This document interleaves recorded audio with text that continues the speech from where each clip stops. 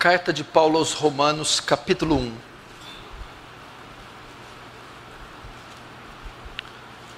A partir do verso 1, diz assim: Paulo, servo de Jesus Cristo, chamado para ser apóstolo, separado para o Evangelho de Deus, o qual foi por Deus outrora prometido por intermédio dos seus profetas nas Sagradas Escrituras, com respeito ao seu Filho, o qual segundo a carne veio da descendência de Davi, e foi designado Filho de Deus com poder, segundo o Espírito de Santidade, pela ressurreição dos mortos, a saber, Jesus Cristo nosso Senhor, por intermédio de quem viemos a receber graça e apostolado por amor do seu nome, para obediência por fé entre todos os gentios, de cujo número sois também vós chamados para serdes de Jesus Cristo. A todos os amados de Deus que estáis em Roma, chamados para serdes santos, graça a vós outros e paz da parte de Deus nosso Pai e do nosso Senhor Jesus Cristo. Primeiramente dou graça, meu Deus, diante de Jesus Cristo no tocante a todos vós, porque em todo o mundo é proclamada a vossa fé, porque Deus a quem sirve meu espírito no Evangelho de seu Filho é minha testemunha de como incessantemente faço menção de vós em todas as minhas orações, suplicando que em algum tempo, pela vontade de Deus, se me ofereça boa ocasião de visitar-vos, porque muito desejo ver-vos, a fim de repartir convosco algum dom espiritual, para que sejais confirmados, isto é, que em vossa companhia reciprocamente nos confortemos por intermédio da fé mútua, vossa e minha.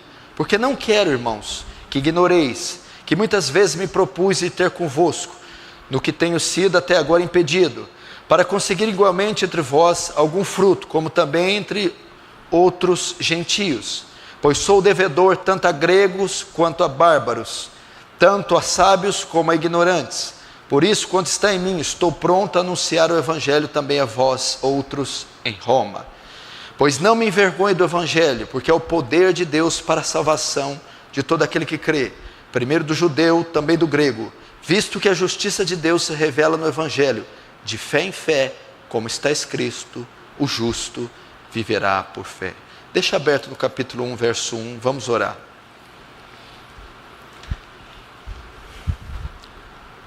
Querido Jesus, peço que o Senhor venha conferir graça a todos nós, principalmente a mim, para esse duro desafio que é expor a epístola mais profunda, mais completa, que possui mais conteúdo salvífico, que é a epístola aos Romanos. Dê graça aos irmãos para compreender, serem edificados, santificados, compreender a altura, a profundidade, a extensão do seu amor, demonstrado nessa grandiosa mensagem que é o Evangelho. Despeja da sua graça nesse local, gloriosa, abundante, que ela tome o controle e o domínio das mentes e corações e leve os cativos em obediência a Cristo Jesus. Que haja temor e tremor, Senhor. Estamos num culto santo, diante de um Deus santo, ouvindo uma palavra santa, inspirados pelo Espírito Santo e pela mediação do Teu Filho que é santo. Receba a glória para si. Nos conforma a imagem do Seu Filho e faz o Teu reino avançar. Em o nome de Jesus. Amém e amém. Presta muita atenção. Eu vou precisar muito da sua atenção, principalmente as pessoas que estão no fundo, porque vai ser uma mensagem bem didática. E eu necessito da sua atenção para que você aprenda e seja edificado. Se você estudar um pouquinho a história da igreja, e talvez nem todos saibam qual é o significado, ou foi o significado da reforma protestante. O que foi a reforma? Reforma significa dar novamente forma. Forma, deforma, reforma. Só precisa de reforma algo que perdeu a forma. Então a igreja de Cristo feita sobre o fundamento dos apóstolos, ela tomou uma forma. Com a descida do Espírito Santo, a igreja de Cristo é fundada, é alicerçada sobre o fundamento dos apóstolos, sobre a doutrina de Cristo. Com a conversão do imperador Constantino, no século III, a igreja começa a perder a forma, e o paganismo do contexto greco-romano entra dentro da igreja. Ela começa a se deformar, perder a forma. Até meados do século IV, o carro-chefe da igreja eram as Escrituras, fundadas sobre a pedra principal e o seu cabeça, Cristo, a doutrina dos apóstolos. Com a conversão do imperador, a religião oficial do Império Romano passa a ser o cristianismo. Logo, há um concubinato espúrio entre Estado e igreja, se unem. Então começa a se diluir as bases doutrinárias da igreja e ela vai perdendo a sua forma. Século VI é instaurado o papado romano. O supremo pontífice é considerado o bispo de Roma, que vai daí se iniciar o papado. Daí então não para mais. E a igreja vai ter mais ou menos uns 10 séculos de escuridão, até entrar no século XII, chamado período das trevas. Então ela teve forma, desde Atos dos Apóstolos até o século IV. Com a conversão de Constantino, até o século XV, o século XVI, ela perdeu a forma, ela começou a se paganizar. O carro-chefe não era mais a palavra, havia o quê? Encíclicas, bulas papais, documentos escritos pela Igreja Católica, pelo Papa, que tinha tanto ou mais valor do que as Escrituras. A Escritura foi deixada de lado. Começou então as doutrinas pagãs serem instauradas, oração para mortos, celebração de missas, Assunção de Maria e assim por diante. Até o século XVI, as pessoas não tinham acesso às Escrituras, as missas eram realizadas em latim, e a salvação, a expiação de pecados, que era o grande câncer da Igreja Católica, era feita por obras, ao ponto do Papa Leão X vender o perdão através da compra de um documento assinado por ele chamado indulgência. Então, como a pessoa obtinha o perdão dos pecados, como a pessoa era salva até ali o século XVI, para ela ser salva, ela tinha que comprar um documento assinado pelo Papa chamado indulgência. Ao pagar por esse documento, ela recebia o perdão dos pecados ou diminuía o tempo dela do purgatório. O purgatório é outra doutrina inventada pela Igreja Católica. Purgatório seria um lugar que a alma vai, que fica entre o inferno e o céu. É um lugar intermediário, nem céu nem inferno. Ela fica lá e, dependendo das orações que são feitas por ela na terra, ou do preço que se paga para a Igreja Católica, essa alma é tirada do purgatório e enviada ao céu. Então era mais ou menos assim. Então ela perdeu a forma. Martinho Lutero, um monge alemão, ao ter acesso às Escrituras, ele começa a entender que a Igreja Católica Romana, que o papado romano, que o clero romano se desviou da verdade, ensinando uma heresia, paganizando a igreja. Ele então, através da leitura da Bíblia, vai até a igreja Castelo de Wittenberg, uma cidade alemã, e afixa 95 teses na parede, na porta, aquelas portas grandes de madeira. E as teses dele baseavam-se no quê?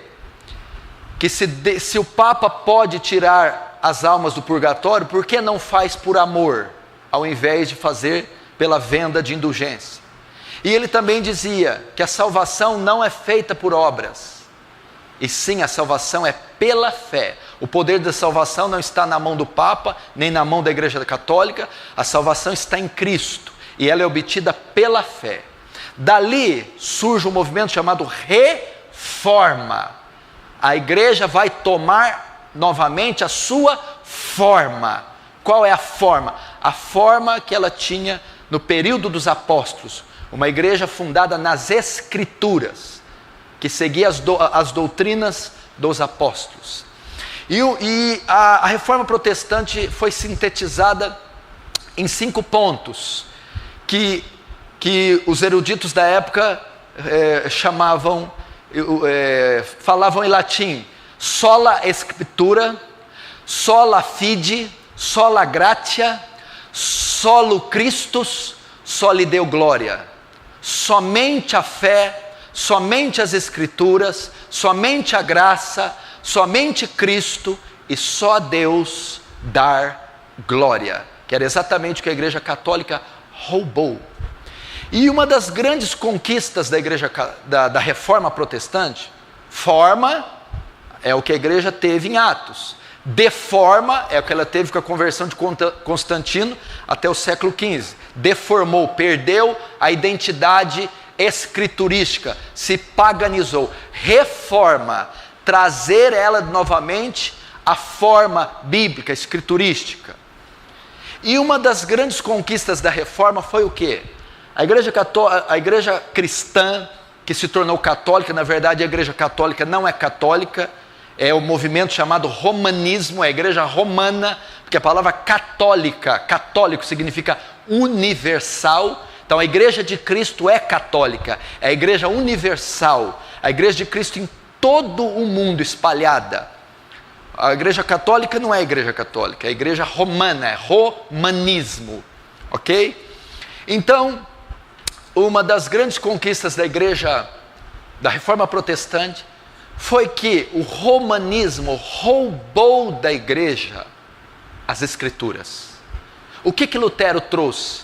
Ele traduz a Bíblia para o alemão, para a linguagem do povo. O livre exame das Escrituras. Agora, o cidadão comum poderia ter acesso às Escrituras. O período das trevas foi um dos piores períodos da história da igreja. Por que ele foi um dos piores períodos e por que foi chamado Idade das Trevas? Porque o povo estava todo coberto de uma profunda ignorância. Ignorância em todos os aspectos. As pessoas eram analfabetas. Elas não tinham acesso a nenhuma forma de conhecimento. Elas só conheciam aquilo que a Igreja Católica permitia que ela conhecesse. E no que diz respeito, no tocante às Escrituras, ela não tinha conhecimento algum. Tudo que ela conhecia das Escrituras, do cristianismo, de Deus, era o que a Igreja Católica permitia que ela conhecesse. A Reforma Protestante trouxe o sola Scriptura, somente a Escritura, mas não também sola Escritura, também o tota Escritura, toda Escritura. Agora, o trabalhador, o simples cidadão, o cristão simples, tem acesso ao conhecimento. E a própria Bíblia diz, João 8,32, por que a idade das trevas foi chamada disso? Por causa da ignorância. E João 8,32 diz, e conhecereis a verdade, e tereis acesso à verdade, e a verdade vos libertará. Foi isso que a Reforma Protestante trouxe. O povo agora tinha acesso à verdade, às Escrituras, na sua própria língua, de modo inteligível. E através do acesso à verdade, o acesso às Escrituras, essas pessoas eram libertas da crendice, do paganismo, da mentira, da idolatria, dos seus pecados, da condenação, e assim podiam ser salvas. E por que eu dei uma introdução falando da Reforma Protestante? Porque o grande carro-chefe da Reforma é o conhecimento. Conhecimento. Enéas Carneiro, aquele candidato à presidência da República, durante 3 eleições, ele disse uma frase inteligente, que a ignorância aprisiona, mas o conhecimento liberta. Por incrível que pareça, me parece, por estudos e pesquisas e viagens que a gente acaba fazendo, que a nossa geração, ela fica muito pouco atrás do período das trevas. A nossa geração, e principalmente a nação brasileira, é marcada por uma aguda ignorância. Somos um povo ignorante. As pessoas que regem nosso país são ignorantes. Somos estimulados à ignorância. Somos levados à ignorância. Somos ensinados de um modo a sermos ignorantes. Nossos meios de comunicação, mesmo os meios de ensino, nos levam a ser ignorantes. E os nossos magistrados, ou os nossos líderes religiosos, eles nos fazem ignorantes, porque eles também são ignorantes. Então eu posso dizer que a geração de cristãos brasileira carece urgentemente de conhecimento. Ela é uma geração ignorante. Ela não sabe nada a respeito do seu Salvador, Jesus Cristo. Ela não sabe nada a respeito do seu Criador, o seu Deus Todo-Poderoso. Ela não sabe nada da razão da sua fé. Ela não sabe abrir a Bíblia nos livros adequadamente. Ela não sabe interpretar. Ela não sabe. Estava conversando com o pastor Danilo e dizendo para ele que as pessoas têm dificuldade elas não sabem ler. Por exemplo, faça um diagnóstico para mim do clima. A questão não é que elas não vão conseguir fazer o diagnóstico do clima. A questão é que elas nem sabem o que significa a palavra diagnóstico. Diagnóstico. O que é isso?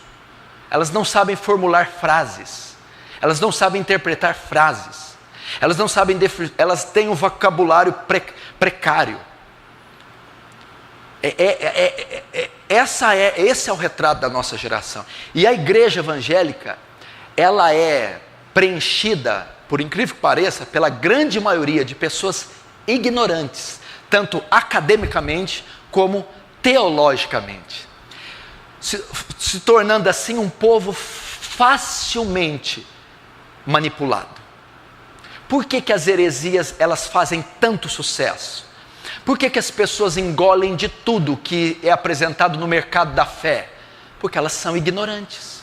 Elas não têm conhecimento suficiente para discernir o bem do mal, o certo do errado, aquilo que é heresia e aquilo que é bíblico.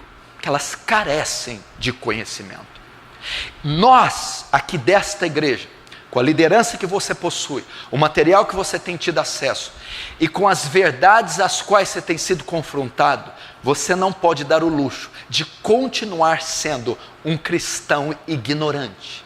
A ignorância continuará fazendo você prisioneiro dos seus pecados, prisioneiro das suas culpas, prisioneiro das crendices que você ainda carrega desse neocatolicismo, neopentecostalismo, pentecostalismo, espiritismo francês, psicologia freudiana, que ainda preenche uma boa parte daquilo que você pensa, daquilo que você crê, do modo que você age. A única maneira de você sair dessas catacumbas negras e escuras é você ser convidado a um estudo profundo das Escrituras e aceitar esse convite.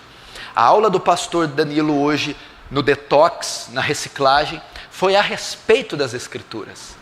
Por incrível que pareça, se eu pedir para levantar a mão aqui, eu não vou fazer isso para não te envergonhar. Quem já leu a Bíblia aqui, quem está sentado aí, e já leu a Bíblia pelo menos uma vez inteira, nós vamos passar vergonha. Se eu pedir para levantar quem leu duas, mais ainda. E se eu pedir para levantar a mão quem leu a Bíblia pelo menos 3 vezes inteira, eu acredito que 2% desse contingente aqui vai levantar a mão. Então vocês nos procuram e perguntam: qual é a causa do meu fracasso? Por que eu não avanço? Por que eu não cresço? Por que a minha vida segue como ela está? A resposta é a ignorância. A ignorância. Então, antes de clamarmos por um avivamento, Deus precisa trazer entre nós um avivamento bíblico. Um avivamento onde as pessoas gastam horas e horas debruçadas nesse livro, tentando compreendê-lo, decorá-lo, memorizá-lo, praticá-lo, meditar sobre ele. Esse é o grande livro. Os puritanos chamavam ele de o livro de Deus, o santo livro. Os puritanos diziam que quando você abre a Bíblia, quando você lê a Bíblia, é Deus falando, porque eles dividem assim, Antigo Testamento e Novo, e quando você lê, é a boca de Deus. Olha aqui, assim os puritanos faziam, Deus falando. E você precisa voltar a ter zelo com esse livro. Por isso eu abri na carta aos Romanos, porque o estudo da carta aos Romanos é um convite ao conhecimento. O intuito de eu ter aberto nesta carta é porque eu vou falar um pouco a respeito da carta aos Romanos. Você está aberto aí no seu colo, acredito eu, em Romanos capítulo 1, e nós vamos discorrer um pouco a respeito dessa carta. Preste atenção, a carta aos Romanos, nós estamos diante de um dos mais importantes livros de toda a Bíblia. A epístola de Paulo aos Romanos, a carta de Paulo aos Romanos, é um dos mais importantes livros de toda a Bíblia. Para mim em particular, é o livro mais importante de toda a Bíblia. Ela ocupa um lugar especial dentro do cânon bíblico, dentro da história da igreja e na vida de centenas e milhares de santos que passaram ao longo desses séculos. Romanos ocupa um lugar especial. Se você estudar a história da igreja, você vai ver a importância que essa carta teve na conversão de alguns pais da igreja, de alguns reformadores, missionários e até os puritanos. Se você estudar a história de Agostinho de Hipona, século IV mais ou menos, da era cristã, a era da patrística, os chamados padres, pais da igreja. Agostinho de Hipona é considerado um dos maiores eruditos, teólogos, dos maiores santos, talvez o maior, depois dos apóstolos. Ele era um grande filósofo, um erudito, mas um homem devasso e dissoluto. Um belo dia, ele estava em uma praça, e ele ouve uma criança gritar, dizer em latim, tolle lege, tolle lege, tolle lege, toma e lê, toma e lê. O dissoluto Agostinho, o ímpio Agostinho, chega em casa, sobe no armário e pega uma Bíblia. E ele abre ela na carta aos Romanos e lê o capítulo 13. E quando ele lê aquelas palavras, o coração dele arde. E ali se dá a conversão de Agostinho de Hipona, que vai se tornar um dos maiores teólogos da história. Ele se converteu através da carta aos Romanos. E Martim Lutero, talvez nenhum homem ocupe tanta importância na história da igreja como Lutero. Talvez só Cristo tenha tanta importância e o apóstolo Paulo, antes de Lutero. Lutero foi o agente da reforma. Foi através de Lutero e por causa dele que estamos aqui. Lutero era um monge, pagão, católico, devoto de Maria. Como se deu a conversão de Lutero? Lutero era um homem que pagava pesadas penitências pela culpa do pecado.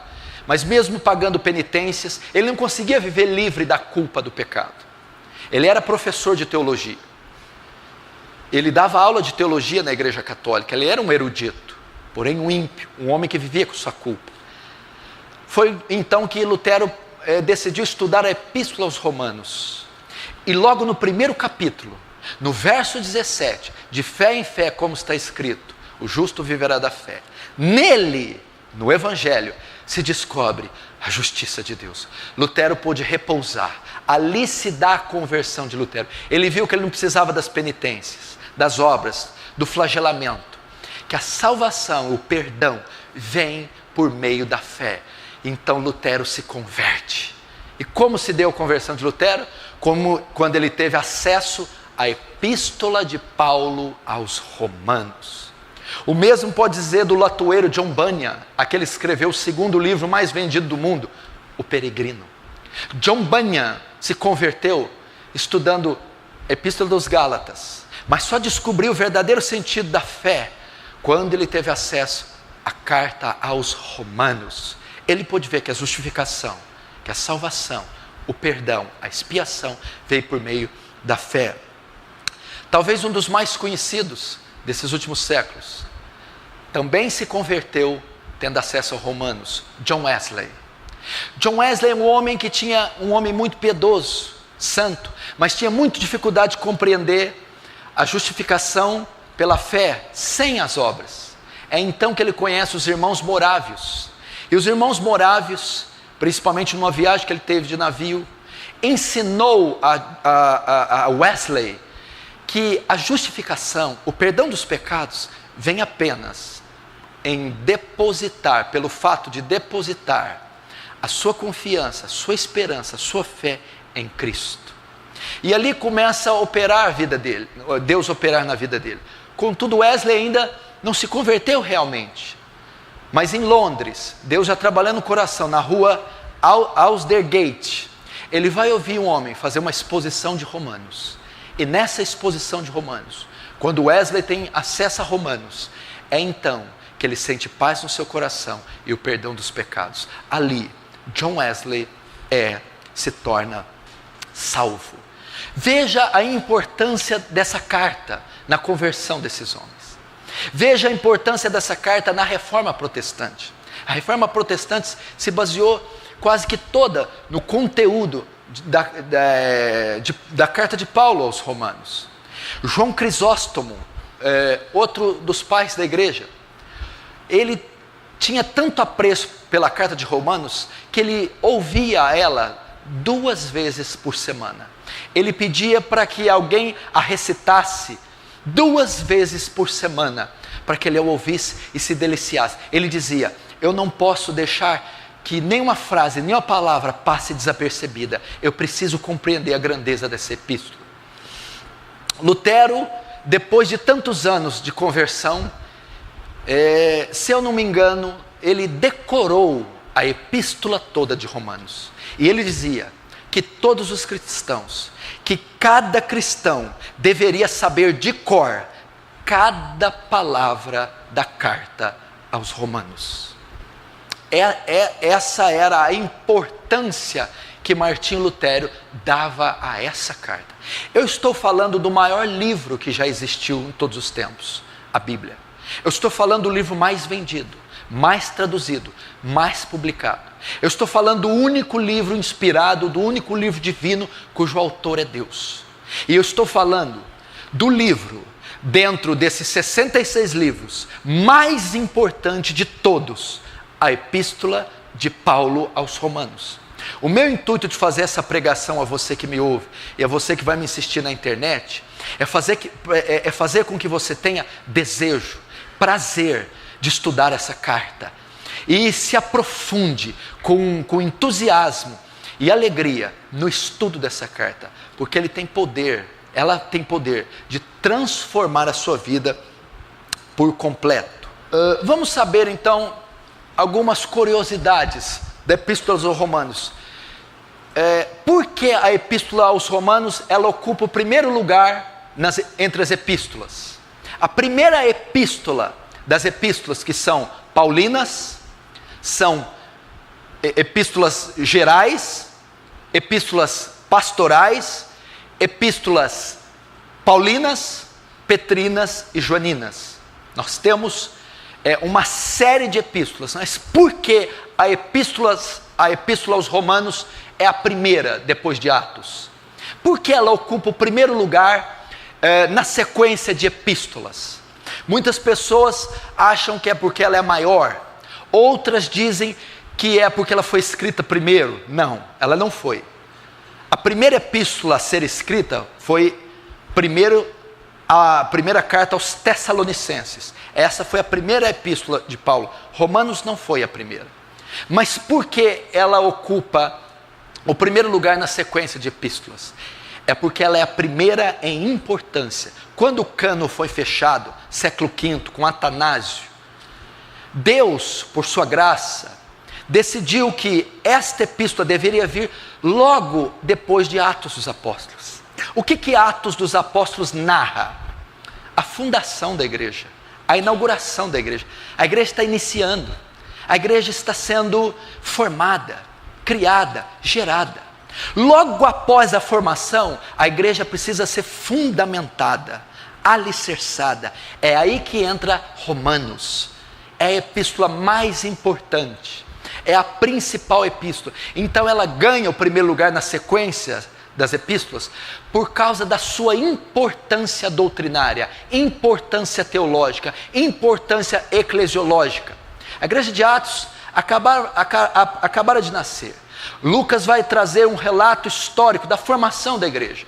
E logo após esse relato histórico da formação, agora vem o fundamento, vem a base na qual toda a igreja de Cristo deve ser fundada. E esse fundamento, ele compreende a epístola de Paulo aos Romanos.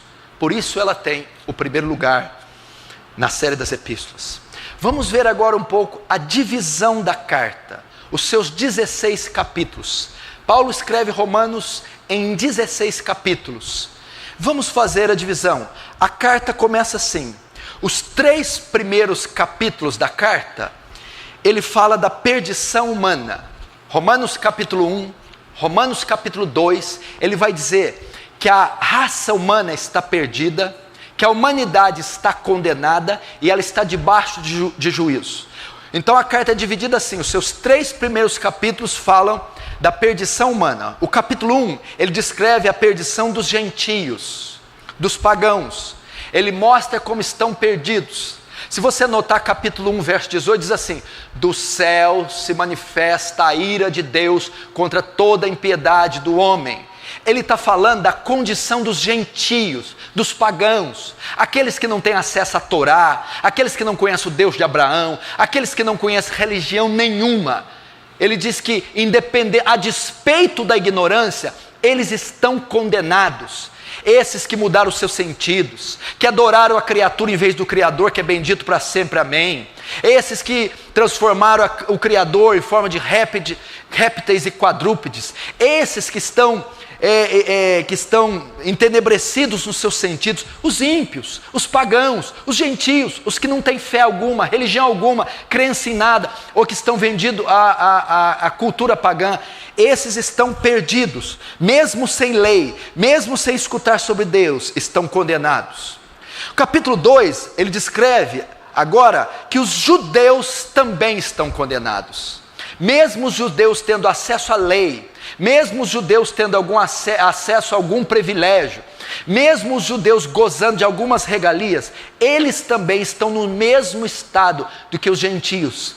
Porque eles tentam buscar a justiça de Deus que vem da fé através da lei. Está lá no capítulo 10. Eles tentaram buscar a justiça que vem pela fé na lei. E por causa disso foram condenados. Capítulo 2 então, Paulo vai dizer que os judeus, apesar das regalias, apesar de gozar de certos privilégios, também estão condenados debaixo de julgamento. Capítulo 3 da carta de Romanos, ele ajunta as duas classes. Ele diz que tanto os judeus como os gentios estão condenados. É ali que tem o famoso versículo de Romanos 3, 23. Todos pecaram e destituídos da glória de Deus estão.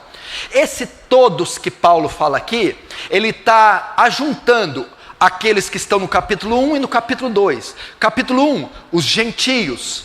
Capítulo 2, os judeus. Para você entender o que quer dizer, a escrita da Bíblia sempre está debaixo de um contexto judaico. Para o judeu, só existe 2 classes de pessoas na terra, na humanidade: judeus e gentios. O que é isso? Judeus é a todo aquele que é descendente de Abraão, é o judeu, o israelita.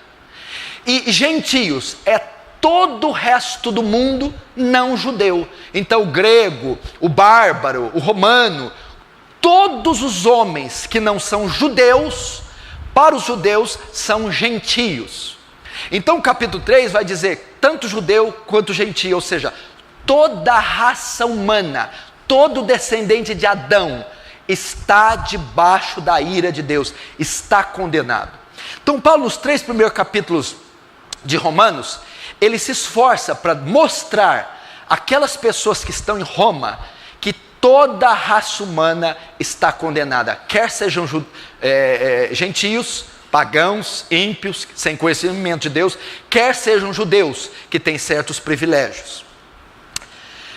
Na segunda metade do capítulo 3, eu estou fazendo a divisão da carta, o que consiste a carta aos Romanos.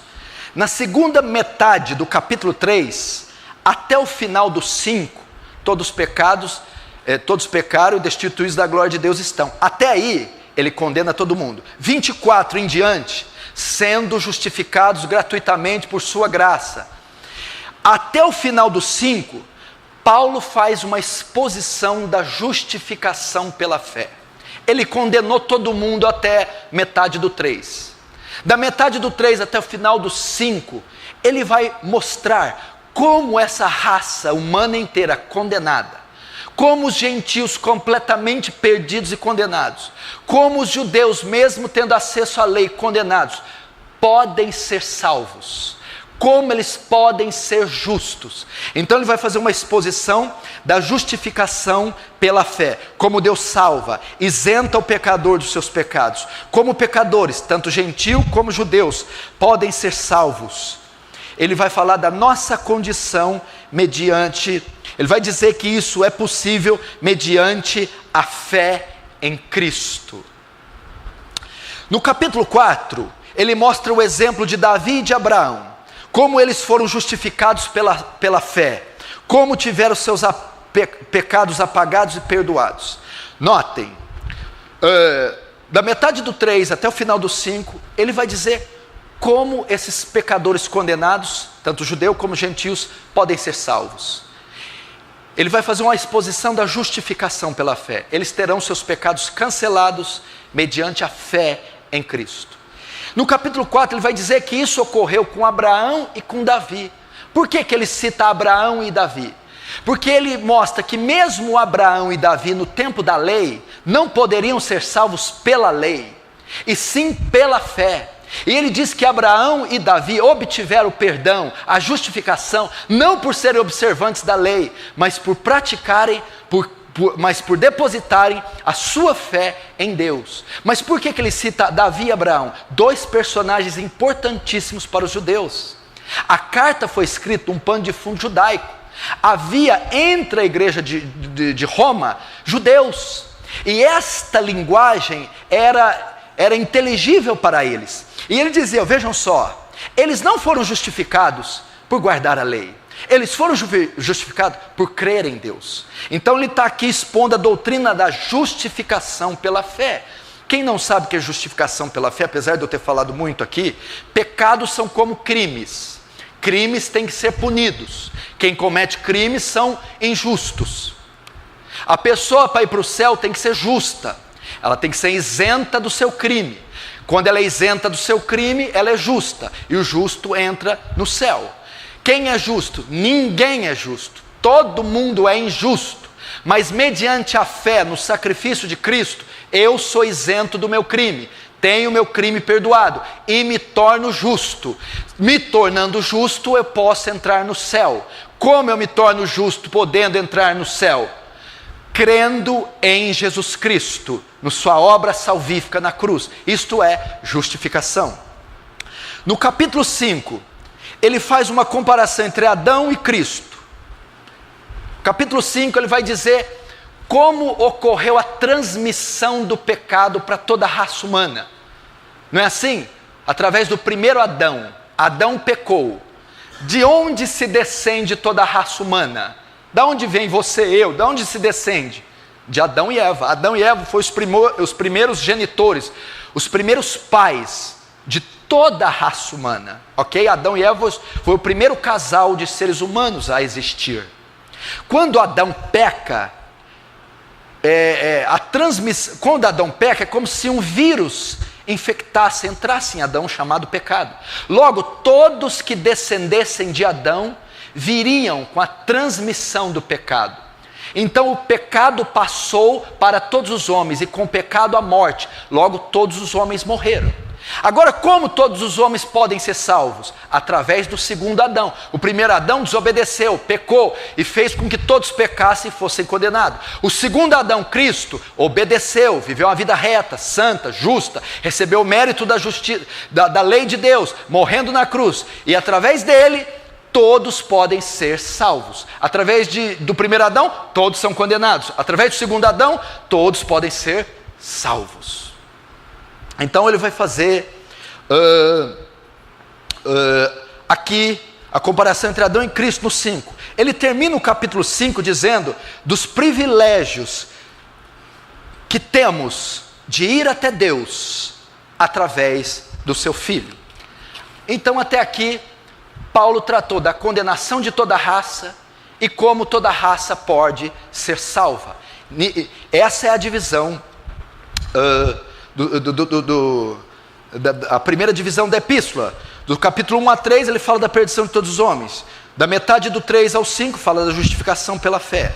Agora nós entramos no capítulo 6, 7 e 8 de Romanos. Ele descreve o que aqui? Paulo vai descrever a santificação. Como podemos vencer a lei de Moisés? Como podemos vencer o pecado? Como podemos mortificar a nossa velha natureza? Como podemos mortificar a carne? Como podemos vencer? Ele vai tratar isso no capítulo 6, da união com Cristo. Através da fé, nos unimos com Cristo, então assim mortificamos o nosso pecado. O capítulo 7, ele vai dizer a serventia da lei. Para que a lei serve e como vencê-la? O capítulo 8 ele vai dizer a causa da mortificação, a causa de vivermos a santificação, a vida no Espírito.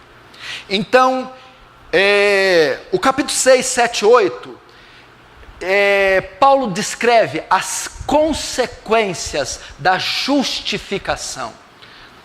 Uma vez que todos estão perdidos, agora pela fé são justificados. Quais as consequências de ser justificado? A santificação, ela vem pela união com Cristo. A lei não tem mais domínio sobre mim, porque eu sou considerado morto para a lei no momento que eu creio. E como eu sou morto pela lei e como eu sou santificado?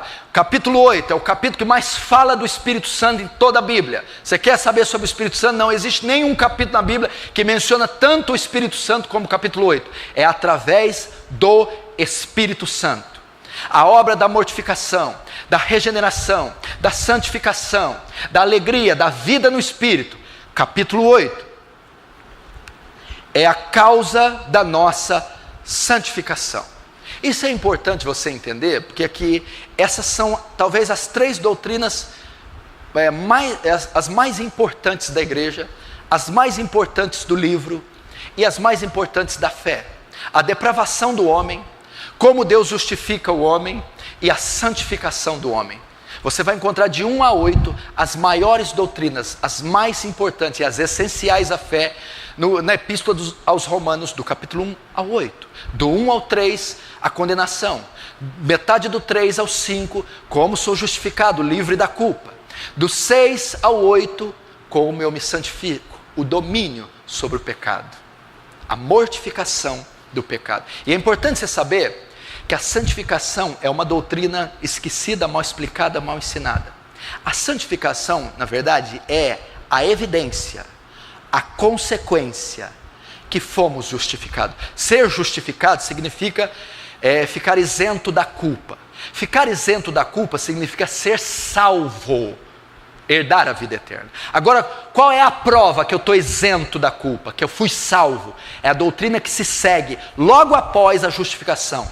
A santificação, a mortificação das obras da carne, a mortificação do velho homem, a mortificação do pecado. Isso ocorre imediatamente depois da justificação. E quem é o agente responsável por isso? No capítulo 6, 7, 8 vai mostrar o Espírito Santo. Como um crente pode viver uma vida vitoriosa, uma vida santa, uma vida com domínio sobre os desejos. Como o crente pode viver uma vida mortificando a carne, através da obra do Espírito Santo. É isso que trata o capítulo 6, 7 e 8. E a carta prossegue. Agora do capítulo 9 ao 11, talvez sejam os capítulos mais difíceis da carta e uns dos capítulos mais difíceis da Bíblia. O que Paulo trata em Romanos 9 ao 11? Ele fala do plano de Deus para a salvação de Israel e a entrada dos gentios na igreja. Ele vai dizer que agora o momento é dos gentios, mas que há um futuro para Israel. É isso que ele trata o capítulo 9 ao 11. E por muitas pessoas, muitos teólogos ao longo dos séculos, esses capítulos são talvez os capítulos mais difíceis da carta. Capítulo 9, 10 e 11. Fala do plano de Deus para a salvação de Israel e fala da entrada agora dos gentios na igreja. Do capítulo 12 ao 14, o que Paulo vai dizer agora? Ele vai descrever os efeitos do evangelho na vida prática do cristão. Então ele está abordando toda aquela sequência sistemática, teórica, teológica.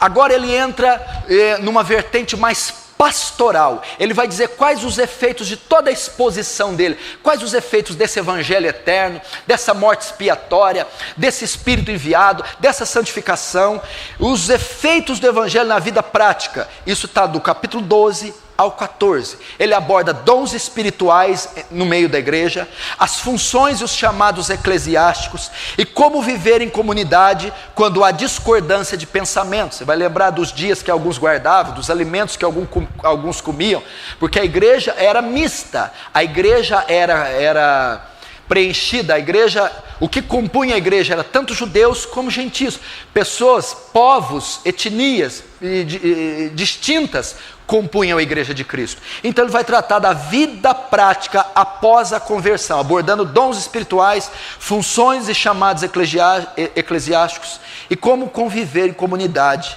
quando há discordância. Agora,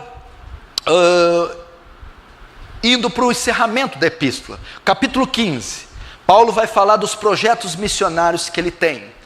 Ele inicia a epístola falando a causa dele ter escrito, que era um projeto missionário. Agora no capítulo 15, ele retorna para falar do projeto missionário, que ele tem intenção de ir à Espanha, e que é uma ajuda, que é o apoio da igreja de Roma. Então ele fala de forma mais completa, descreve o seu trabalho, o seu desejo de ir até Roma, estar com eles, para que eles apoiem agora o seu trabalho missionário. Ele já tinha feito as suas 3 viagens, ele já tinha evangelizado toda a bacia do Mediterrâneo, ele precisava de ir em novos lugares, ele precisava do apoio da igreja romana. Então ele vai tratar isso no capítulo 15. Agora o capítulo 16, a carta vai para o seu final, ele dá suas palavras finais, ele sauda os seus companheiros. A igreja de Roma não o conhecia, somente alguns membros, e ele vai se despedir, ele vai, aliás, saudá-los, fazer as suas considerações finais. No capítulo 16, vai citar alguns cooperadores, alguns obreiros, algumas pessoas que labutaram com ele na obra, algumas pessoas as quais ele conhecia na igreja de Roma, vai saudá-las, vai se despedir delas, mesmo sendo poucos.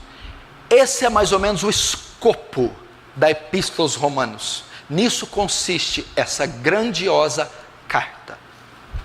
Que você estude essa carta, é um convite para você se aprofundar nessa, a obra-prima, a carta magna do apóstolo Paulo, a Epístola de Paulo aos Romanos. Leia todos os dias, leia um capítulo por dia, releia essa epístola, decore essa epístola, estude essa epístola, porque ela vai mudar a sua vida.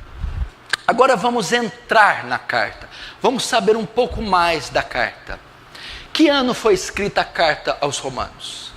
Romanos foi escrito em aproximadamente 57 depois de Cristo, no ano 57 da era cristã. Ela foi escrita para quem? Presta atenção para você aprender. Ela chama Carta aos Romanos. Uma carta escrita aos cristãos, aos crentes que moravam na cidade de Roma. Roma era a capital do império. Se você notar, quem dominava o mundo na época era o Império Romano. Ele tinha sua capital em Roma. Da onde veio esses cristãos? Como essa igreja nasceu? Muitos pensam que foi o apóstolo Pedro. Isso é a igreja católica que faz, né? Pedro é o papa, o primeiro passo, né, da igreja.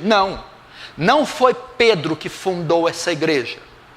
Outros pensam que foi Paulo. Não, Paulo nunca tinha ido em Roma, nunca tinha ido até essa igreja, nunca tinha visitado os cristãos romanos. Não foi o apóstolo Pedro quem a fundou, nem foi o apóstolo Paulo. Como ela se originou?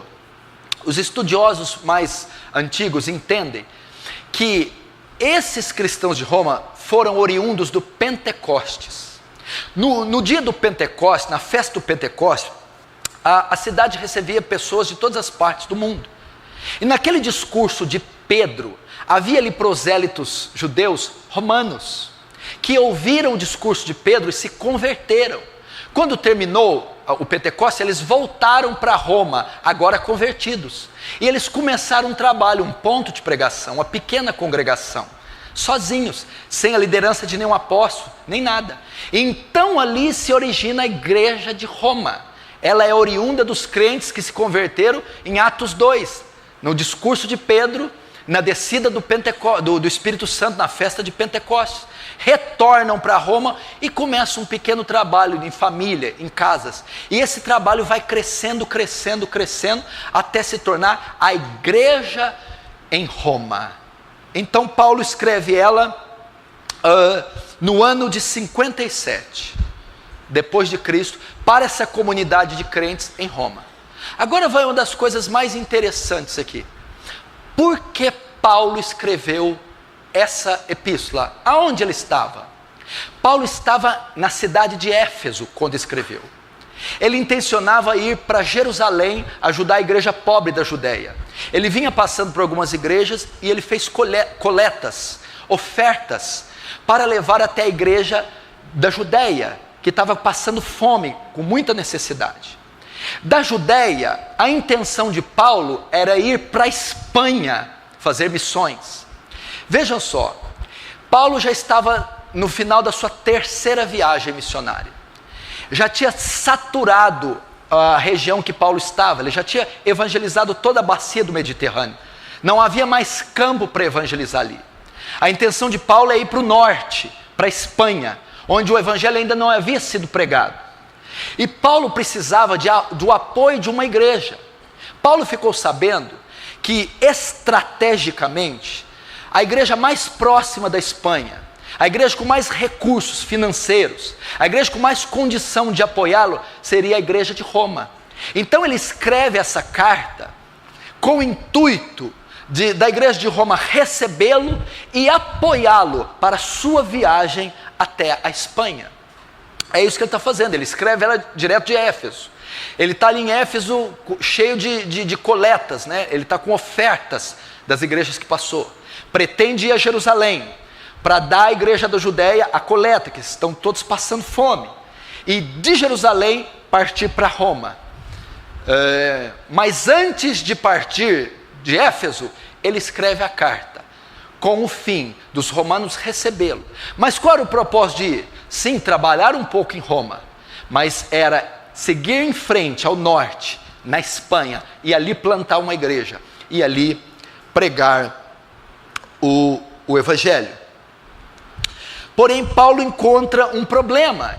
Ele quer ir a Roma, sabe que a igreja de Roma é a mais estratégica e a ponte para levá-lo para a Espanha, mas ele encontra um problema. Ele não era conhecido de Roma. Ele nunca tinha estado com aqueles irmãos. Ele não era popular naquele lugar. Ele não foi o fundador. Então ele resolve escrever a carta para que ele pudesse se apresentar aos romanos. Eu vou mostrar a você quem sou eu, o apóstolo Paulo, o que eu venho fazendo, aonde eu estive, o que eu fiz e qual o teor da minha mensagem, o conteúdo do que eu prego. Então Paulo vai fazer na carta uma apresentação de si mesmo, uma apresentação dos planos que ele tem de evangelização, e ele vai dizer o conteúdo, o teor do evangelho que ele prega. Por quê? Porque a igreja de Roma só apoiaria um apóstolo autêntico, só apoiaria alguém que tem a mensagem autêntica, não receberia um fraudulento, um falso apóstolo. Então Paulo vai ter que na carta provar que ele é um apóstolo verdadeiro, que a mensagem que ele prega é o evangelho verdadeiro. E quais são os seus planos de estar em Roma? É aí que nasce a epístola aos Romanos.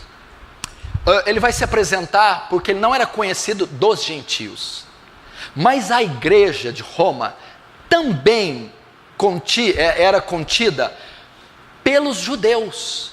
Por isso você vai ver tanto contexto, argumento, usando a lei de Moisés, a circuncisão na carta de Romanos. A carta de Roma está recheada de menções do Antigo Testamento. Por quê? Porque onde Paulo ia, ele era perseguido por um ativismo judaico. Os judeus, onde Paulo passava, os judeus iam para atrapalhar a obra de Paulo. Paulo ia apresentar o evangelho, então os judeus chegavam e diziam: não, Paulo não é um judeu puro sangue, Paulo vem da diáspora, da dispersão, Paulo não observa a circuncisão, Paulo não observa a dieta judaica, Paulo não observa os dias, Paulo não é um apóstolo autêntico. Os judeus iam e atrapalhavam. Então Paulo vai fazer isso, já prevendo que os judeus contaminem o povo da igreja, que os judeus já privem ele de ir. Ele vai preparar a igreja, tanto se apresentando como apóstolo autêntico. Estive com os outros 12, tive uma visão de Jesus, tenho a chancela do apostolado.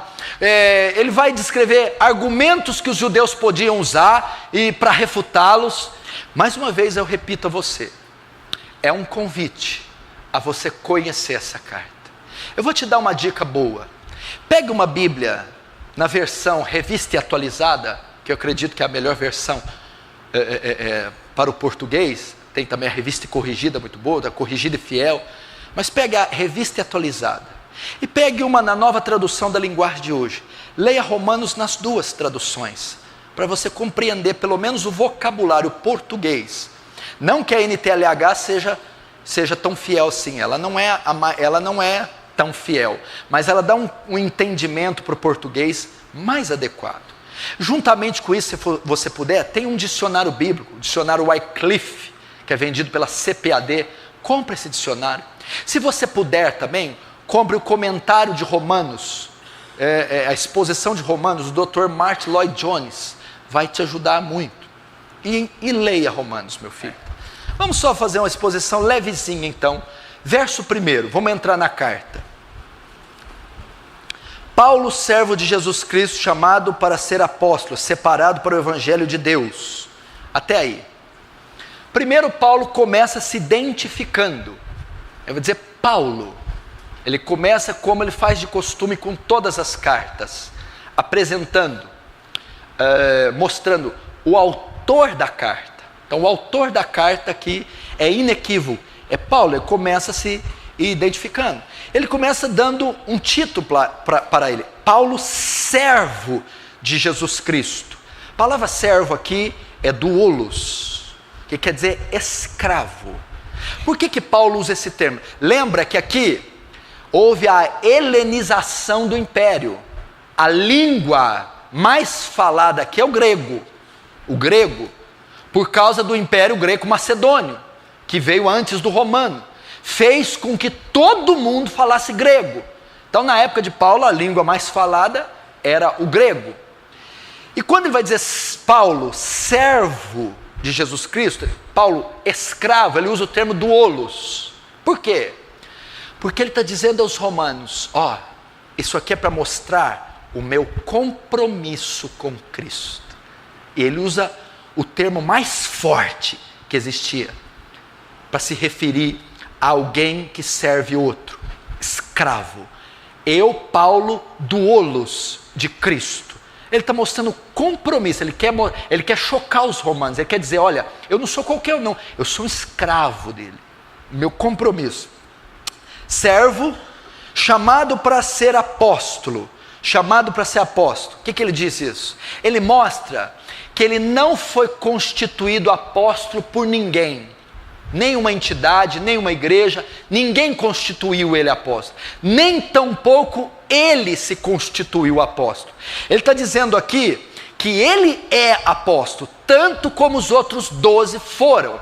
E ele foi apóstolo chamado por Deus. Deus é quem comissionou ele, né? Mostra que não foi constituído por homem algum.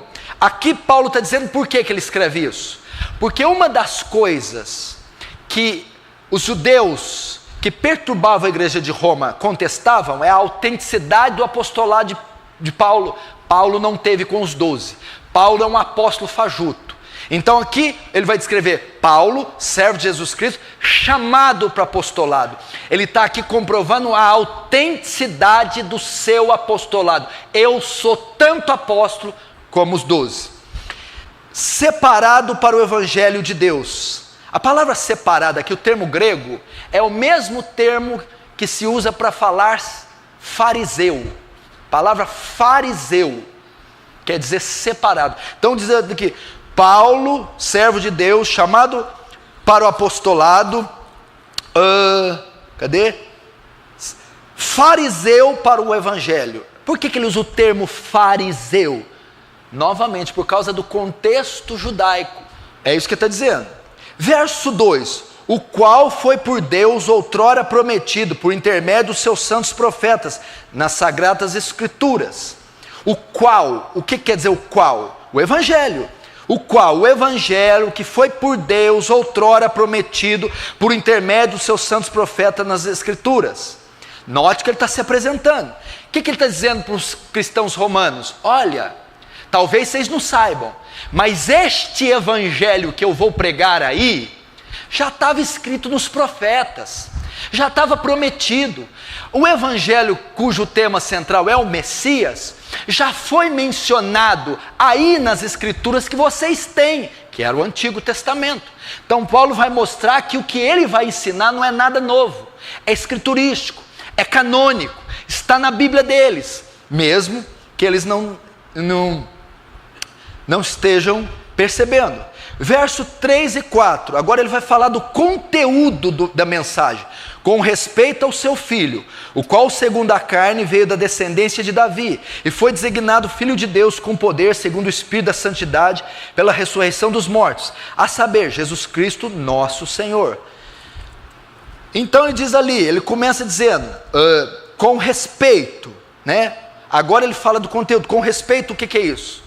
O evangelho que fala a respeito do Filho de Deus. O tema central da mensagem do evangelho é o Filho de Deus.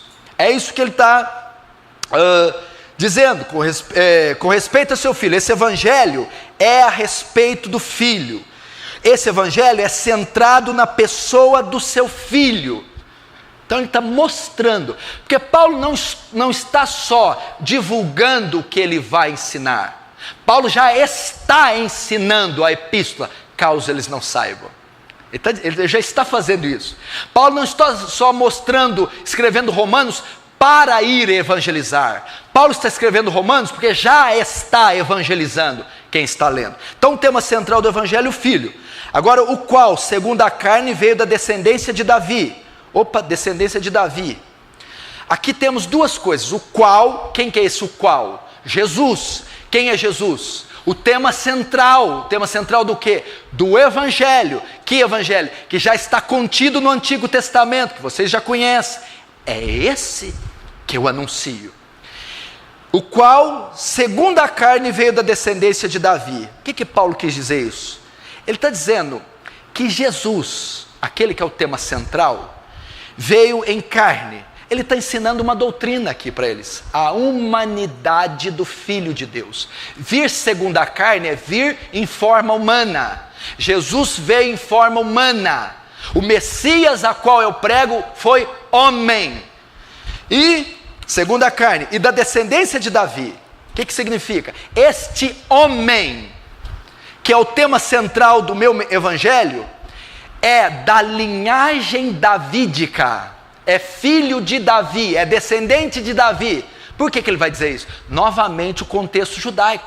Os judeus sabiam que só podia sentar no trono e governar todos os povos aquele que viesse da linhagem de Davi. E Paulo vai dizer, não, o Messias a qual eu prego veio como forma humana da linhagem do rei Davi. Paulo está dizendo para os judeus: o Messias que eu prego cumpre essa qualificação. Verso 4, ele vai falar algo tremendo. Ele não é só o filho de Davi, ele também é o filho de Deus. Olha, ele foi designado filho de Deus, com poder, segundo o Espírito de Santidade, pela ressurreição dos mortos, a saber, Jesus Cristo, nosso Senhor. Paulo está ensinando duas doutrinas centrais da fé e da cristologia: a humanidade de Cristo e a divindade. Ele veio em carne da linhagem de Davi, ele era homem, mas ele também era filho de Deus, ele era divino. E como Paulo prova para os romanos que ele é divino? Através da ressurreição dos mortos. Esse que eu estou pregando veio em carne, morreu, mas também era Deus. Sabe como eu provo? Ele ressuscitou dos mortos. Duas das doutrinas mais importantes da igreja: a humanidade de Jesus e a divindade. É a união hipostática. As duas naturezas convivem juntas, coexistem juntas, sem se misturar. Jesus é 100% homem, 100% Deus, na mesma pessoa. Você quer ver isso no barco? Jesus, quando os discípulos atravessam o mar, na tempestade, Jesus está dormindo. Homem, está cansado, não aguentava. E quando os discípulos acordam ele repreende o mar. Ele era Deus. Você vê a humanidade e a divindade na mesma pessoa, como homem dormindo, como Deus, mar, sossega. Paulo está ensinando isso. O tema principal da minha mensagem é o Deus homem, que morreu e ressuscitou, da linhagem de Davi. Verso 5, agora Paulo vai falar do seu apostolado, vai novamente defender: por intermédio de quem viemos a receber graça e apostolado, por amor do seu nome, para obediência por fé, entre todos os gentios. Aqui ele fala da origem do seu chamado. Por intermédio de quem? Por intermédio de quem? Por intermédio do Filho de Deus. Foi ele que me comissionou. Eu fui separado por esse próprio que eu estou pregando. Como ele foi separado? Vocês se lembram? Saulo, Saulo, por que me persegues? Quem és tu, Senhor? Eu sou Jesus quem tu persegue. Dura coisa era para ti recalcitrar contra os aguilhões.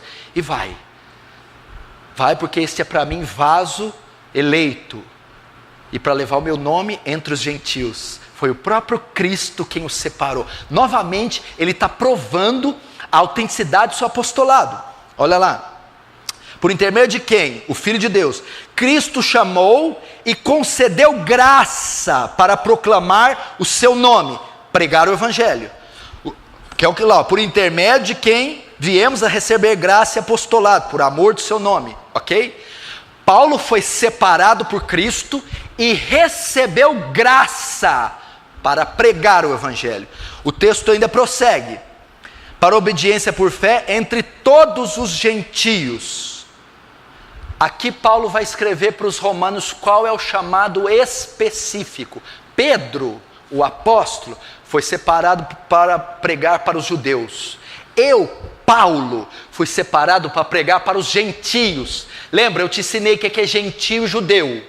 Só duas classes de seres humanos no planeta Terra: judeu, todo o povo de Israel; gentios, todo outro povo que não é judeu. Então, africano, coreano, americano, brasileiro, qualquer outro que não é judeu é gentio. Paulo foi separado por Jesus para pregar aos gentios. Aí ele vai dizer uma coisa, para reafirmar a autoridade que ele tem sobre Roma. Olha o verso 6: de cujo número sois também vós chamados para ser de Jesus Cristo. Aí ele vai dizer assim, Paulo está dizendo que dentro do chamado dele para pregar aos gentios, estava incluído os cristãos de Roma. A maior parte da igreja romana era feita de gentios. Se Paulo foi designado e foi confiado a ele os gentios, e a igreja de Roma era a maioria de gentios, Paulo vai dizer: eu tenho autoridade sobre vocês. vocês estão dentro da minha jurisdição. Gentios, os não-judeus. Verso 7, vamos que eu estou terminando, não fique nervoso. A todos os amados de Deus que estáis em Roma, chamados para ser santos, graça a vós outros e paz, da parte de Deus nosso Pai, e do Senhor Jesus Cristo.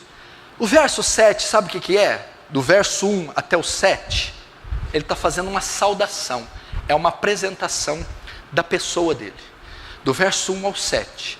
No 7, Paulo termina a saudação e a apresentação, demonstrando quem eram os destinatários. Ele vai dizer lá, a todos os amados de Deus que estáis em Roma, os destinatários da carta de Roma, chamados para ser santos. Aí ele saúda, graça a vós outros e paz, da parte de Deus nosso Pai e do Senhor Jesus Cristo. Ele termina a introdução da carta, a saudação, a apresentação. Agora Paulo vai entrar no assunto da carta. Ele vai fazer um resumo. Parece até um livro, é um prefácio, né? Aqui é a apresentação do autor, agora é o prefácio do livro. No que consiste todo o livro? Paulo vai entrar. Ele pretende ir a Roma. E agora ele vai escrever como pretende fazer isso. Dos versos 7 em diante, ele vai mostrar como ele vai comunicar isso. O desejo dele é ir a Roma, ele só se apresentou. Agora ele vai usar seus argumentos para convencer os cristãos de Roma a recebê-lo. É isso que ele vai começar a fazer do 8 em diante. Ele pretende ir para lá, e ele está tentando convencê-los de recebê-lo. Primeiro ele se apresenta, agora ele vai usar os argumentos que os farão permitir com que ele vai. Do verso 8 ao 15 é o que ele tenta. Vamos ver lá o verso 8. Primeiramente, dou graças ao meu Deus, mediante a Jesus Cristo, no tocante a todos vós, porque em todo mundo é proclamada a vossa fé. Porque o Deus a quem sirve meu espírito no evangelho do seu Filho é minha testemunha, de como incessantemente faço menção de todos os vós, em todas as minhas orações, suplicando em algum tempo, pela vontade de Deus, que se me ofereça boa ocasião de visitar-vos. Vamos lá. Qual o argumento que ele usa? Ele está escrevendo para eles assim, Paulo diz aqui que conhece a fama da igreja de Roma. A igreja de Roma, ela cresceu muito rapidamente. Ela se tornou uma igreja grande, uma igreja abastada e uma igreja de muita qualidade. E a fama da igreja romana era tão grande que ela estava perturbando o Império Romano. Ela cresceu tanto e ela foi tão perseguida pelos judeus que o imperador na época decidiu acabar com os judeus, perseguir, expulsá-los, porque os romanos não sabiam distinguir muitos judeus de cristãos. Então toda a confusão que tinha, eles pensavam que eram os judeus. Então a igreja de Roma cresceu muito rápido e era muito conhecida, causando problemas no Império Romano. Paulo vai argumentar que é ir dizendo, olha, eu conheço a fama de vocês, vocês são uma igreja forte. Ele vai argumentar que conhece a fama da igreja. Como? Primeiro, que ela é forte, em todo mundo é proclamada a vossa fé, que tinha uma boa reputação, em todo mundo é proclamada a vossa fé. Então é forte porque ela está se expandindo, tinha uma boa reputação porque é proclamada como um bom exemplo, e que já dedica um bom tempo a orar por ela, incessante faço menção de vós. Então Paulo vai dizer isso. A igreja de vocês é grande, ela é forte, eu tenho ouvido a respeito dela, tenho percebido que é uma igreja santa, bíblica, e eu já tenho orado há um bom tempo pela igreja de vocês. Paulo começa a dizer isso, a fim de que eles abram o coração e recebam. Verso 10, aqui no verso 10 ele mostra qual era o desejo dele, comunicado a Deus em oração. Olha, em todas as minhas orações, suplicando que em algum tempo, pela vontade de Deus, se me ofereça boa ocasião de visitar-vos. Paulo vai escrever para eles e vai falar para eles que ele orava por eles. E ele vai mostrar o desejo que ele tinha para os romanos, manifestado na oração. Olha, romanos, eu oro, estou orando há muito tempo, para Deus me abrir uma porta, para dar uma ocasião de ir visitar-vos. Aqui Paulo menciona pela primeira vez o desejo de estar com eles. Eu nunca estive com vocês, eu não conheço vocês, mas ouço falar muito bem de vocês, ao ponto de estar orando por vocês há muito tempo, e em minhas orações tenho colocado diante de Deus que eu quero ver vocês, eu quero visitar vocês. Então ele apresenta o desejo de ir a Roma no verso 10. Verso 11. O que ele deseja fazer lá? O que Paulo deseja fazer lá? No 10 ele diz que quer ir. Agora no 11 ele vai dizer para os romanos o que ele quer fazer. Porque muito desejo ver-vos, a fim de repartir convosco algum dom espiritual, para que sejais confirmados. Então um dos desejos dele ir, olha, eu quero ir até aí, a fim de confirmar algum dom a vocês, para que sejais confirmados. O que é repartir com eles algum dom? Paulo dizia assim, olha, eu quero visitar vocês, para ensinar vocês. Dividir algum dom, quero ensinar, edificar, trazer algo a vocês que vocês não têm, ensinar alguma doutrina, edificar algum santo, ou confirmar, né? Diz aqui, comunicar um dom, repartir algum dom, e para confirmar. Ou também ele está dizendo, quero também pregar para outras pessoas, novos convertidos, trazer tanto gentios como judeus à fé. É isso que Paulo está querendo dizer. Olha, eu quero ir para aí, ajudar a igreja a crescer. Quero pregar, quero ensinar, quero evangelizar nas ruas, para que haja conversões, quero comunicar algum dom e confirmar vocês. Esse confirmar também significa assim, ó. Então ele quer ensinar, evangelizar e ganhar almas e confirmar a igreja.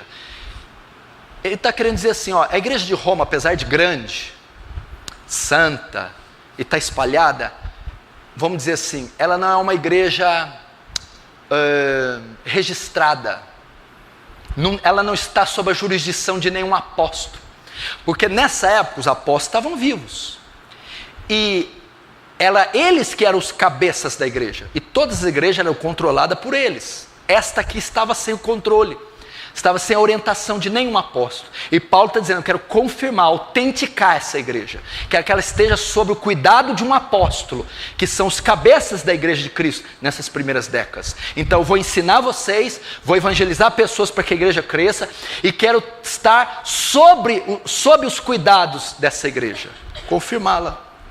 É isso que ele quer dizer. Verso 12.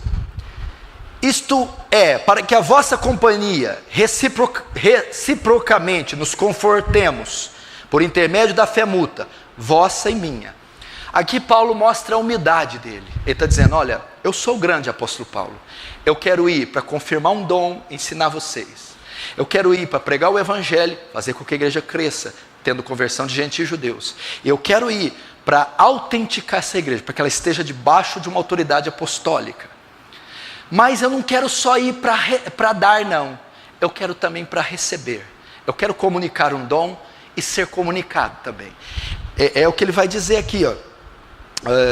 Isto é, para que em vossa companhia, reciprocamente, nos confortemos, por intermédio da fé mútua, vossa e minha. Eu quero receber também. Quero ser consolado por vocês. Quero aprender por que essa igreja está crescendo tanto. Quero aprender como vocês lidam com o coração do Império Romano. Verso 13. Porque não quero, irmãos, que ignoreis que muitas vezes me propus ir ter convosco, abre parênteses, no que tenho sido até agora impedido, para conseguir igualmente entre vós algum fruto, como também entre outros gentios. Aqui ele fala o terceiro motivo pelo qual viajar a Roma. O primeiro para comunicar um dom, o segundo para ser edificado, o terceiro para que ele consiga algum fruto, como também entre os gentios. Aqui ele está afirmando que o fruto seria a conversão de mais gentios. Paulo, como grande missionário e grande apóstolo, toda vez que ele se refere à palavra fruto, é a salvação de pecadores.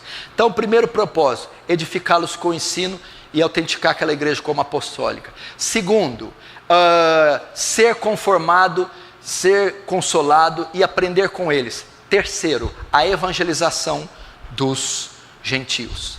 Mas por que Paulo insiste tanto em ir a Roma? Por que quer ir com tanta vontade a Roma? Por quê? Você pode ver que a carta ele está pressionando os cristãos romanos, ele quer estar lá e está usando todos os argumentos. Ele responde no versículo 14 ao 17, que é onde vamos encerrar. Pois sou devedor tanto a gregos como a bárbaros, tanto a sábios como a ignorantes. Por isso, quanto está em mim, estou pronto a anunciar o evangelho, também a vós outros, em Roma. Pois não me envergonho do evangelho, porque é o poder de Deus para a salvação de todo aquele que crê, primeiro do judeu e também do grego, visto que a justiça de Deus se revela no evangelho, de fé em fé, como está escrito, o justo viverá por fé. Aqui Paulo fala para eles, por que ele quer tanto ir para lá, porque ele está insistindo tanto de ir para lá, e por que ele quer que eles abram essa porta, permitam que ele entre. Versículo 14 ao 17. Ele mostra aqui 3 motivos pelos quais ele deseja ir a Roma. Primeiro, é o verso 14, ele se considerava um devedor de todos. Pois eu sou devedor tanto a gregos como a bárbaros, tanto a sábios como a ignorantes. Por que ele se considerava um devedor? Paulo está dizendo assim, eu fui alcançado pela graça. Eu fui salvo dos meus pecados. Eu era o principal dos pecadores. Estava perdido. E ele me perdoou, me resgatou. Logo, eu não tenho direito de não levar essa mensagem para alguém. Eu sou devedor de todas as pessoas, porque eu experimentei a salvação e quero que todos experimentem. Se a gente fosse assim para evangelizar, hein? Se você tivesse essa consciência, eu nasci de novo, eu tive o perdão, eu fui justificado, logo, eu não tenho direito de furtar essa mensagem de alguém, eu tenho que levar para todo mundo, sou devedor. Primeiro, por que ele se considerava devedor? Por ter sido salvo. Segundo, por causa da sua vocação, seu chamado, ele sente devedor por isso, porque foi chamado. Ele vê o seu chamado como uma dívida.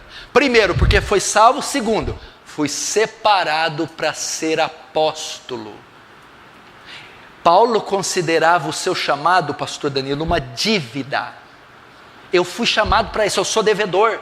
Eu não posso me dar o luxo de ficar sem pregar para bárbaro, grego, judeu, gentio, qualquer um. Eu sou devedor. Primeiro, porque eu fui salvo, não tenho direito de não levar essa salvação para os outros. Segundo, fui chamado para isso e vejo o meu chamado como uma dívida. Sou um devedor. Quando ele fala sou um devedor de grego, bárbaro, eu devo o evangelho a eles. Eu devo isso. Você deve para pecador, você deve, viu? Quem está com as contas em dia aí? Não está não. Você está devendo a alguém. Quem? Os pecadores. Você deve a eles a proclamação do evangelho. Segunda motivação. Primeira motivação dele querer ir a Roma é porque ele se considera um devedor. Segunda motivação, verso 16: pois não me envergonho do evangelho, porque é o poder de Deus para a salvação de todo aquele que crê, primeiro do judeu e também do grego. Sabe qual que era a segunda motivação? Não, a segunda de motivação é o 15, perdão. Por isso, quanto a mim, quanto está em mim, estou pronto a anunciar o evangelho também a vós outros em Roma.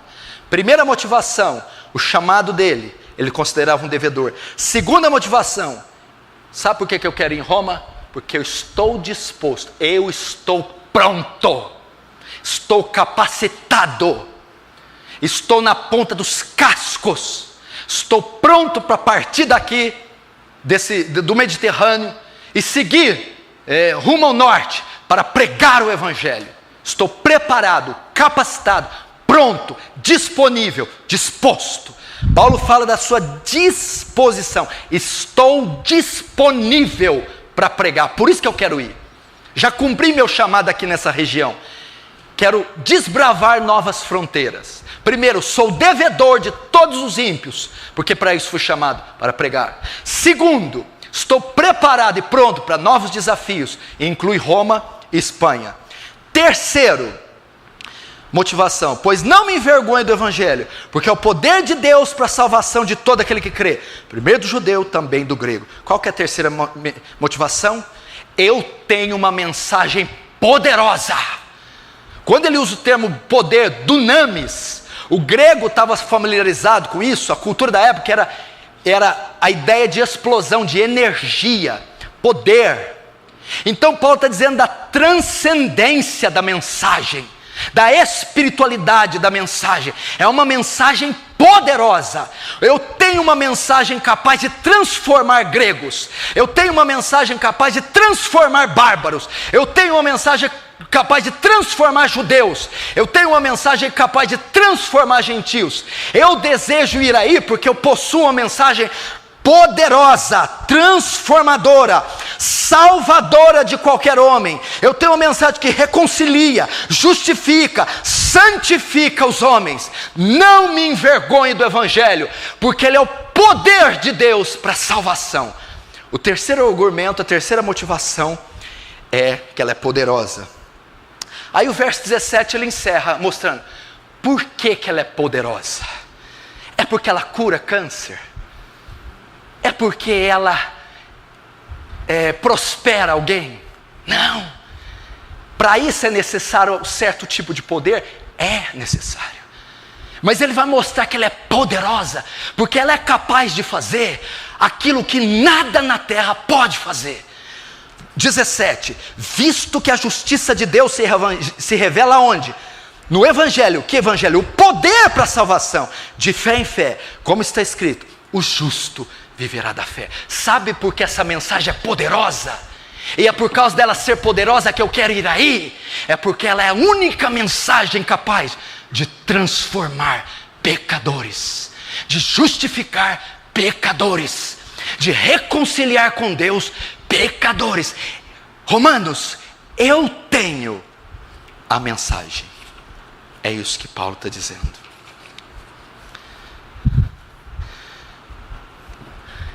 Paulo encerra então dizendo: eu quero ir ter com vocês, porque eu tenho a mensagem, a única mensagem que resolve o grande dilema do homem.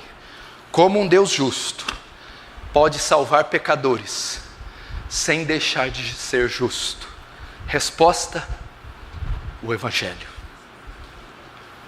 Aqui está, mais ou menos, em síntese, o que consiste essa carta gloriosa, essa estupenda carta, essa obra-prima.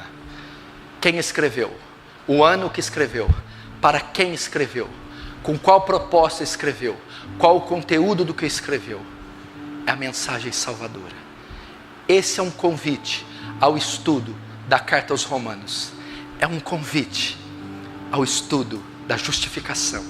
É um convite ao estudo do amor de Deus. É um convite ao estudo das Sagradas Escrituras.